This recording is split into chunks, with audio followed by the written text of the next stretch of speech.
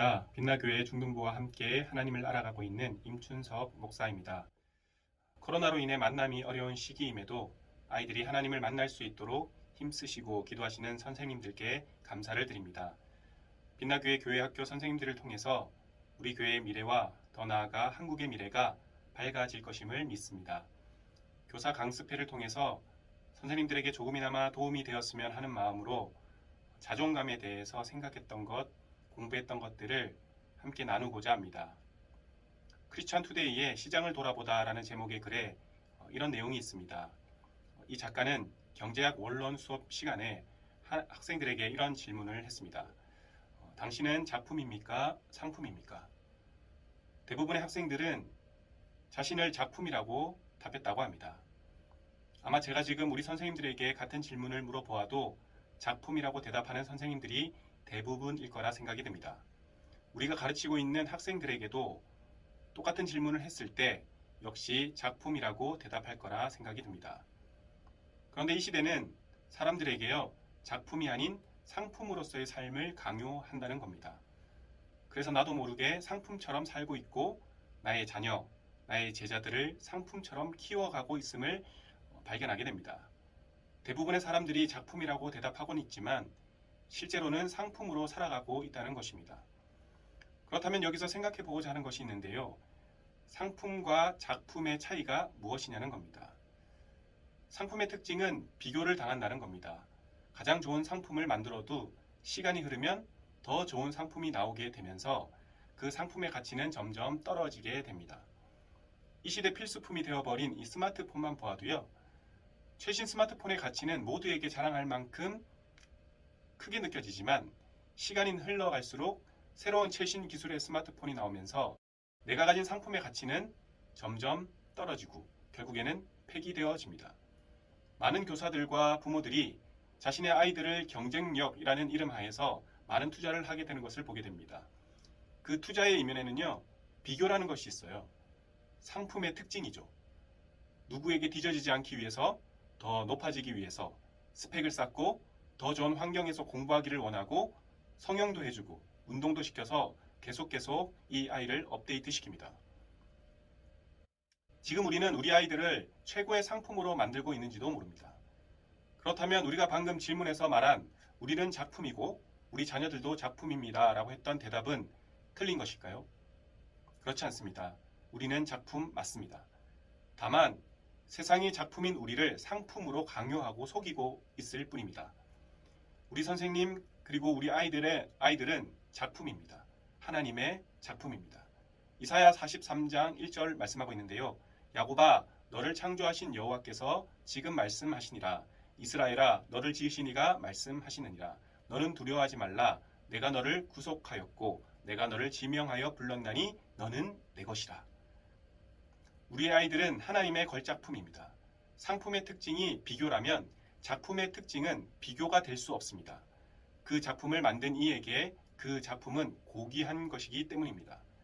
피카소의 그림을 처음 구경하는 초등학교 4학년생이 엄마에게 이런 말을 했다고 합니다. 엄마, 피카소 그림은 괴물 같아요. 나보다 훨씬 못 그리는 것 같은데요? 어머니는 당황하면서 그 피카소 작품의 위대함에 대해서 설명을 해 주었다고 합니다. 유명한 화가 피카소의 작품을 괴물 같다라고 저평가하면 오히려 그 사람이 그림 볼 줄 모르는 사람으로 저평가받게 되는 것입니다. 상품은 자기의 경쟁력을 높이려고 수단 방법 가리지 않지만 작품은 경쟁력이 스스로 따라옵니다. 아무도 피카소 그림의 가치를 높이려고 하지 않지만 자연스럽게 그 가치를 인정해 주는 사람들이 생기게 되고 작품 스스로 가치가 높아지면서 저절로 명예와 재물도 따라오게 되는 것을 우리는 많이 보게 됩니다. 실제로요, 2015년 5월에 피카소 그림 알제의 여인들이라는 그림이 낙찰이 되었는데 1억 7,940만 달러, 우리 돈으로 1,987억에 낙찰되었다고 합니다. 그 작품이 스스로가 가치를 올리려고 한 것이 아니죠. 그 작품의 경쟁력이 따라온 것입니다. 작품은 누가 만들었느냐에 따라서 그 가치가 달라집니다. 피카소의 그림과 저의 그림의 가치가 비슷했다면 너무나 좋겠지만 결코 그렇지가 않죠. 그렇다면 하나님의 작품은 어떠할까요? 피카소의 작품보다 아니 그 누구의 작품과도 비교할 불가한 하나님의 작품이 바로 우리 선생님들이고 우리 아이들입니다. 이처럼 올바른 자존감을 가진 아이들은 자신이 작품임을 알고 상품화하려는 세상에 속지 않습니다. 우리 아이들이 학교에서 혹은 가정에서 상품처럼 비교되고 상처받고 포기하고 낙심하며 살아갈 때 그들이 어떤 존재인지 깨닫고 자존감을 높여준다면 그것이 바로 기적이 되는 것이죠. 한 사람의 인생 궤적을 바꿀 수 있는 힘을 가진 사람, 자기가 무엇을 할 수 있는지조차 모르도록 방치된 아이들에게 자기 스스로를 제대로 볼 수 있도록 해주고 가야 할 방향을 가르쳐주는 사람, 이 기적을 가르쳐줄 수 있는 분은 교회학교 교사라고 믿습니다. 이 시간 짧은 시간이지만 자존감이 왜 중요하고 학생들의 자존감을 어떻게 높여줄 것인지에 대해서 알아보고 또 자존감이 높은 교사가 높은 자존감의 학생을 세워갈 수 있다는 것을 기억하면서 자존감 높은 교사로 세워가는 법에 대해서도 한번 생각해 보겠습니다. 하버드대학교 교육대학원 교수님이신 조세핀 김의 책과 강의를 참고했는데요. 시간이 되시면 교실 속의 자존감이라는 책도 꼭 읽어보셨으면 좋겠습니다. 첫 번째로 자존감 왜 중요한가라는 겁니다. 자신을 성장하기 위해서는요, 자신을 돌아볼 수 있어야 합니다. 그 돌아보는 과정 가운데 나타나는 분명한 것은 자신의 약점이죠. 그 약점을 딛고 일어설 때 한 번 더 성장하게 되는 것입니다. 그런데 사람들은 내 약점이 드러내는 것을 굉장히 싫어하죠. 특히 타인이 내 약점을 이야기하면 대개 상처를 받습니다. 그런데 이것은 그만큼 자존감이 낮다는 뜻입니다. 자신에 대한 확신이 없고 불안한 것이죠. 그 약점을 계속 지적받으면 완전한 컴플렉스가 되어서 심한 경우에는 좌절하기도 합니다. 자존감이 높은 사람은 자신의 약점을 드러내는 것에 어려움이 없습니다. 이것이 왜 중요하냐면 자신의 부족함을 찾아서 드러내고 그 부족함을 보완하여서 더 성장할 수 있기 때문에 그렇습니다. 자존감 높은 학생은 이런 부족함을 보완할 수 있고 성장할 수 있는 힘이 있습니다. 자존감은 자신에 대한 긍정적인 마인드입니다. 나의 가치에 대한 긍정적인 신념이며 자신에 대한 신뢰입니다. 스스로 자신을 인정할 줄도 알고 용서할 줄도 알면 실패와 어려움 속에서도 포기하지 않고 자아 발전을 위해 꾸준히 노력을 투자하는 힘이 바로 자존감입니다. 이 자존감이 높은 아이들의 특징을 조금 살펴보면요. 이 자존감이 높은 아이는 외부적인 것에 큰 영향을 받지 않아요. 자존감이 낮은 아이에게 입은 옷이 그게 뭐니? 라는 말을 들으면 그 옷을 2번 다시는 안 입습니다. 반면에 자존감이 높은 아이에게 똑같은 말을 하면 자신에 대한 만족감이 굉장히 높기 때문에 나만의 개성이야 라고 그냥 넘어갑니다. 그러니까 외부적인 것에 큰 영향을 받지 않는다라는 것이죠. 그리고 자존감이 높으면 일에 대한 만족감도 대체로 높습니다. 대부분의 학생들은 자신의 가치를 나타낼 때 그 결과물에 그 가치를 두는 경우들이 많습니다.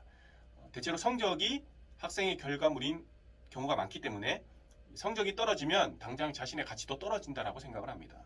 부모와 학교 선생님들이 성적을 통해서 아이들을 판단하며 말하는 경우가 많기 때문에 스스로 성적을 매우 중요한 기준으로 삼습니다. 하지만 자존감이 높은 친구는 결과물이 좋던지 안 좋던지 그 결과의 원인을 찾고 발전을 시킵니다. 노력한 만큼 결과가 나왔네, 기대했던 것보다 결과가 좋지 않네, 왜일까? 자신을 인정하지 않고 결과만 집착하는 아이들과 다른 모습을 발견하게 되는 것이죠. 그리고 자존감이 높은 학생은 대부분의 일을 스스로 해결하려고 합니다. 할 수 있다는 생각이 뚜렷하기 때문에 뭐든지 도전해보기를 좋아합니다. 당분간 결과가 나오지 않더라도 그 배워가는 과정 자체를 소중하게 여깁니다. 그런데 자존감이 낮은 학생은요, 계속 누구를 찾아요.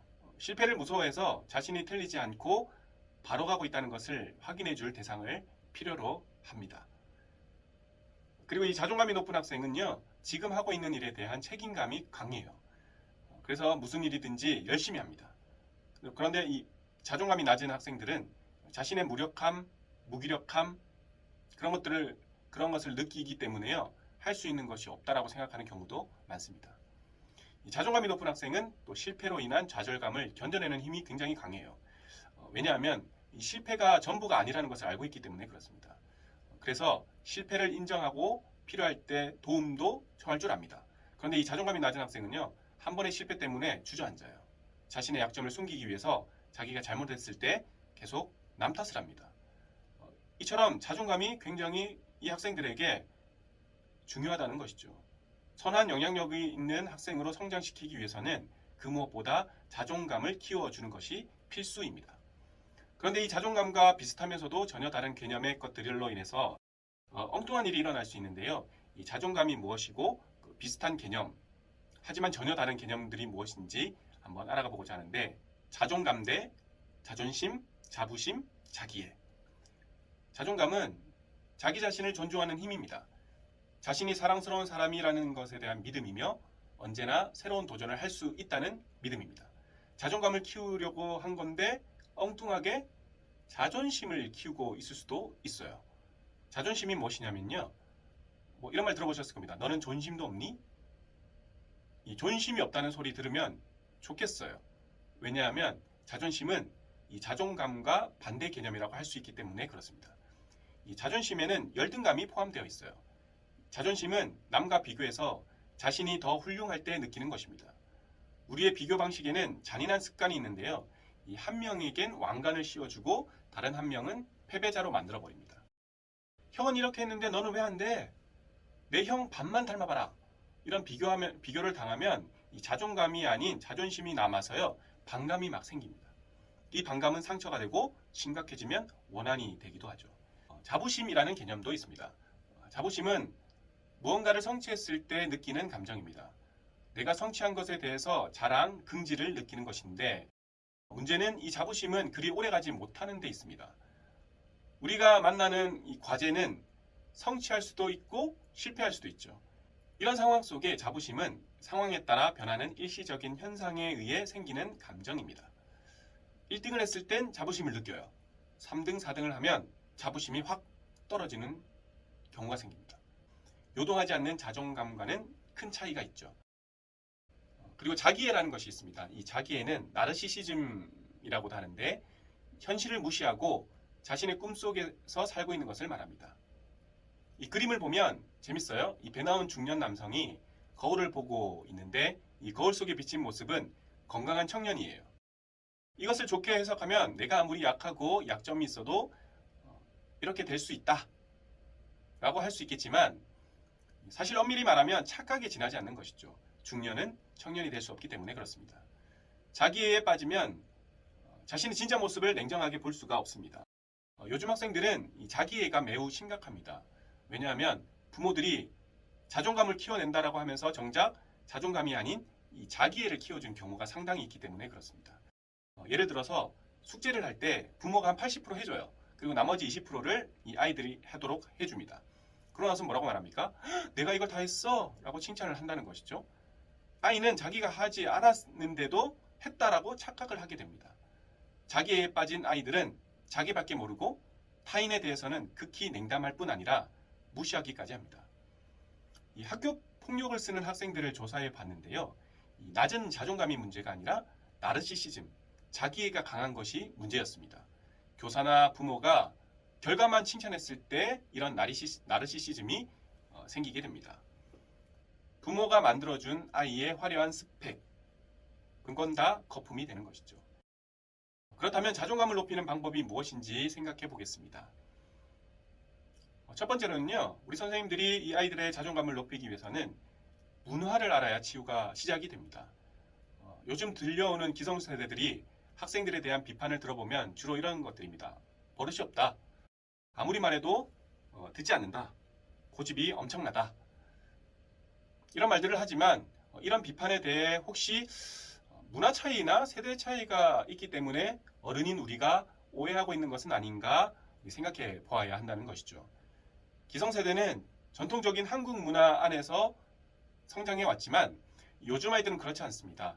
서구에서 유행하는 것도 잘 알고 있고 세계 각국에서 벌어지는 사건, 소식과 문화의 조류가 실시간으로 자신의 안방으로 들어온다는 것이죠.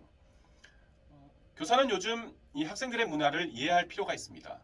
문화를 이해하지 못하면 이 아이들의 반응에 심각한 오해가 생기게 되고 학생에게 알맞은 이 교육 방법을 모색하기가 어렵습니다. 이 세대 간의 문화적 충돌과 뒤엉킴을 한눈에 볼 수 있는 것 중에 하나가 특수 문자로 하는 이모티콘인데요. 보통 우리는 웃는 모습에 대해서 이런 표시를 하거나 우는 모습은 이렇게 어지럽다 이렇게 이렇게 눈 모양을 중심으로 이모티콘을 표현을 합니다. 이것이 한국 사람의 특징이에요. 한국 문화는 어른들이 말씀하실 때 무조건 예라고 반사적으로 동의하고 입은 가만히 있지만 예라고 가만히 있지만 실제 감정은 눈으로 나타나는 것이죠. 그래서 한국은 대화 가운데 겉과 속이 다름을 많이 발견하게 됩니다. 대화 가운데 괜찮지 않은데 괜찮다고 해요. 아닌 것 같은데 네라고 말할 때가 있습니다. 반면에 서구의 이모티콘의 미소를 보면요, 이렇습니다. 그리고 불만 이런 식으로 표현하고요, 슬픔 이렇게 표현을 합니다. 우리와의 차이가 무엇입니까? 입모양으로 표현한다는 것입니다. 그래서 코로나로 인해서 마스크를 쓸 때 이 서양인들이 마스크를 쓰는 것을 굉장히 불편하게 여긴 것이죠. 입을 막아야 되니까. 그래서 마스크를 쓰는 사람들 보통 강도, 도둑처럼 이 자신을 숨기는 것으로 여겼기 때문에 이 마스크를 쓰는 것을 굉장히 힘들어 했습니다. 이 이모티콘을 통해 이 서구 문화는 조금 더 단순하고 솔직한 문화라는 것을 알 수 있습니다. 이 자신의 감정과 솔직하게 그 대처 방법까지 입으로 이렇게 말하는 그런 문화입니다. 아이들은 이 서구 문화에 영향을 많이 받아서 굉장히 솔직해요. 그래서 때로는 선생님들이 학생들을 볼 때 버릇이 없어 보일 때가 있습니다. 나 때는 네 라고 대답했는데 아이들은 그렇지 않은 것이죠. 그래서 당돌해 보일 수도 있고요. 고집이 있다라고 볼 수도 있습니다. 문화의 차이에서 나오는 현상인 것입니다. 교사는 이 아이들의 문화적 차이를 이해해야 하는 것이죠. 기성시대의 문화는 우리라는 것을 굉장히 강조해요. 개인보다는 공동체를 더 중요하게 여겨서 공동체를 위해 개인의 희생을 당연하게 여기는 분들도 계십니다. 그런데 아이들은 아니에요. 공동체를 위해 왜 개인이 희생해야 하는지 의문을 가집니다. 옛날에는 부모님이나 선생님들의 말씀에 순종적이어서 그 학생들의 중요한 진로도 선생님들의 말 한마디에 결정하고는 했지만 요즘 아이들은요, 이 어른들의 말에 무조건 따르지 않고 자신과 맞는지 때로는 아닌지 따져보고 결정을 한다는 것이죠. 이런 문화적 차이를 극복하지 않으면 교사와 아이들 간의 갈등과 충돌을 가져올 수 있습니다. 이런 문화적 이해를 가지고 아이들의 말을 인정해주고 가르쳐 나가는 그런 습관이 우리 선생님들에게 있어야 할 것입니다. 상담사에게 한 여학생이요, 엄마에 대한 불만을 토로했어요. 그 불만의 토로 내용이 뭐냐면 자기에게 사랑한다는 말을 한 번도 하지 않는다라는 것이죠. 사랑한다는 말을 하지 않고 매번 이 엄마는 밥 먹었니? 밥 먹었어? 묻기만 한다는 겁니다. 그래서 상담사가 이 어머니를 찾아가서 이런 말을 해줍니다. 따님이 원하는 한 가지가 있는데 사랑한다는 말을 너무나 듣고 싶다고 합니다. 자녀와도 말을 마음으로 표현하고 관계를 맺는 게 굉장히 중요해요 라고 조언을 해드렸습니다. 그러자 어머니는 놀라운 대답을 했습니다. 무엇 때문에 그런 걸 해야 합니까? 말 안 해도 다 알아요. 옛날에는 무척 가난했기에 식사하셨어요? 라는 인사말이 나올 정도로 이 밥 먹는 것이 매우 중요한 일이었습니다.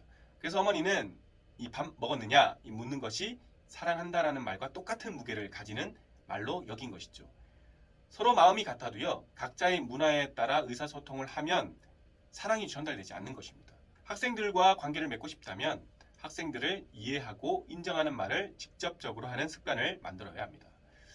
여러분이 우리 반이어서 선생님 정말 좋아요. 예배 드린다고 많이 힘들지만 우리 열심히 드리는 여러분이 너무나 대견스럽고 자랑스러워요. 여러분의 그런 면을 본받고 싶어요. 선생님은 여러분에게 배울 준비가 되어 있어요. 여러분도 선생님에게 배울 준비가 되어 있나요? 이렇게 같은 마음을 담아 직접 말로 표현해야 할 때라는 것이죠. 두 번째로는요, 이 신뢰관계를 쌓는데 집중해야 한다는 겁니다. 관계에 앞서 중요한 것은 신뢰감을 형성하는 것이 중요합니다. 내가 상대방에게 신뢰감을 줄 수 있는 것은 내 안을 상대방에게 보여주는 겁니다. 선생님들 스스로 학생들에게 자신을 많이 오픈함으로써 아이들도 선생님들에게 자신의 것을 공개할 수 있도록 해야 한다는 것이죠. 그때 그 반 모두가 하나하나 자신의 것을 공개하게 되면서 그 공동체는 신뢰하는 공동체가 될 수 있다는 겁니다. 요즘 학생들은 선생님과의 관계를 선생님과 나 이런 식으로 2인칭으로 보지 않고요, 3자로 봅니다. 자신과 전혀 관계가 없는 존재로 본다는 것입니다. 그래서 신뢰관계가 형성되지 않으면 뭐가 이런 걸 지적하게 되면 굉장히 당황스러운 일이 생기게 되는 것이죠. 제가 아직 빛나교회에 부임한 지 얼마 되지 않아서 아직 이 학생들과 신뢰관계를 맺지 않은 상태에서 한 학생에게 너 설교 시간에 졸더라 라고 말하면 그 친구는 바로 나를 향한 방어 태세를 취하게 될 것입니다. 설교 시간 졸지 않고 들은 적도 있는데 저 목사님은 나의 나쁜 면만 보는 존재인가? 라고 이 딱지를 붙이게 되는 것이죠. 그럼 그 관계는 굉장히 어려워질 수밖에 없는 것입니다. 신뢰관계를 높이기 위해서는 교사가 먼저 학생들에게 자신을 열어 보여줘야 한다는 겁니다. 좋은 부분뿐만 아니라요, 우리 선생님들의 부족한 부분, 이 연약한 부분도 함께 이렇게 학생들과 공유할 때 그 관계는 서로 존중해주는 관계가 될 수 있는 것입니다. 우리 세 번째로요, 이 미국에서 교사상, 그것을 수상한 자들의 노하우를 조금 알려드리고자 하는데요. 먼저는 지식 콘텐츠인데 학생들은요, 자신이 뭔가 배웠다라고 생각할 때 자신에 대해서 굉장히 긍정적으로 느낍니다. 지금 코로나 시기 때문에 공과 시간을 가지지 못하지만 후에 이제 공과 시간이 될 때 학생들은 이제 가르칠 텐데 실질적이고 무게 있는 콘텐츠를 가르칠 수 있도록요, 철저하게 이 공과를 준비하셔야 하는 겁니다. 그리고 행복한 반, 이 반 공동체는 학생들에게 안전하고 평안한 곳이어야 합니다. 그래서 교사는요, 그곳에 친근하고 친절한 도우미일 뿐이다 라는 것을 인식해야 합니다. 그리고 긍정적인 칭찬입니다. 학생들을 칭찬하고 격려해 주는 것은 매우 중요한 일입니다. 학생들이 어려움을 겪고 있을 때 조언하기에 앞서 긍정적인 말로 격려해 주는 것, 칭찬에 인색해서는 안 됩니다. 그리고 돌보는 교사인데요. 훌륭한 교사는 늘 학생들에게 관심을 가져요. 누구나 관심을 받으면 자신도 상대방에게 관심을 갖게 되어 있습니다. 학생들은 교사의 관심을 진심으로 느낄 때 교사의 말에 대해서 가치 있게 여기고 따르게 됩니다. 그리고 실수 용납. 배움이 있는 곳은요, 실수가 용납되는 안전한 곳입니다. 실수를 할 수 있어야 더 큰 성공을 향해 달려갈 수 있다는 것, 늘 학생들에게 인식시켜 줘야 합니다. 그리고 부모님과의 대화. 학생들이 잘못했을 때만 부모님에게 연락하면 교사는 결코 반갑지 않은 사람이 되어버려요. 우리 부모님들에게 학생들을 칭찬하는 안부 인사 꼭 해주셨으면 합니다. 그리고 무지의 축복. 좋은 교사는 자신의 무지를 아는 사람이에요. 자기가 이미 모든 것을 알고 있다 이렇게 믿는 사람은 좋은 교사가 될 수가 없습니다.